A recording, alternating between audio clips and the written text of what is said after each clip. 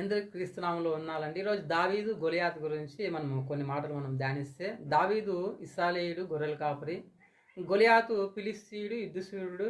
వాడు దాదాపు అంటే 10 అడుగుల హైట్ ఉండేవాడండి.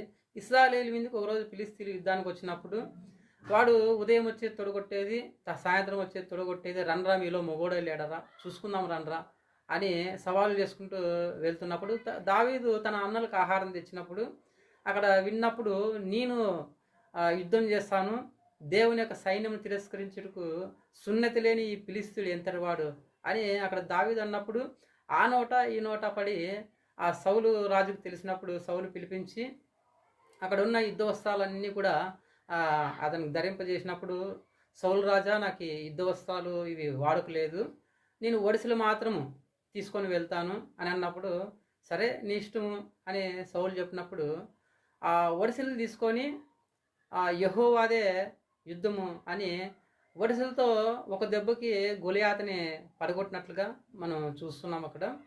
అయితే ఒడిసెలే ఎందుకు తీసుకుపోయినాడు దావీదు అనంటే, తన పితరులు న్యాయాధిపతుల గ్రంథము ఈ 20వ అధ్యాయం 16వ వచనంలో ఒడిసెల రాయితో వెంట్రుకను గురి చూసి కొట్టేవాళ్ళు 700 మంది ఉన్నారంట అక్కడ.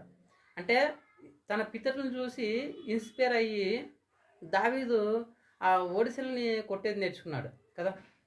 తన పితరుల్ని చూసి ఇన్స్పైర్ అయ్యి గొలియాతుని కొట్టి కిందికి పడేశాడండి. ఈరోజు మనము ఎవరిని మాదిరిగా తీసుకోవాలా అనంటే, క్రీస్తుని మాదిరిగా తీసుకోవాలా, సైతానుని మనము జయించాలా కదా.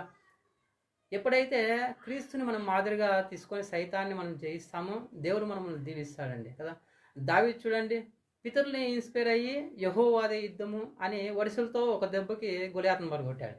ఈరోజు క్రీస్తుని నమ్ముకున్న మనము కదా, క్రీస్తుని మాదిరిగా పెట్టుకుంటే కదా సాతాన్ని మనం జయించగలము కదా. దేవుడి వాక్యం మీ జీవితాల్లో దీవించును గాక. ఆమేన్.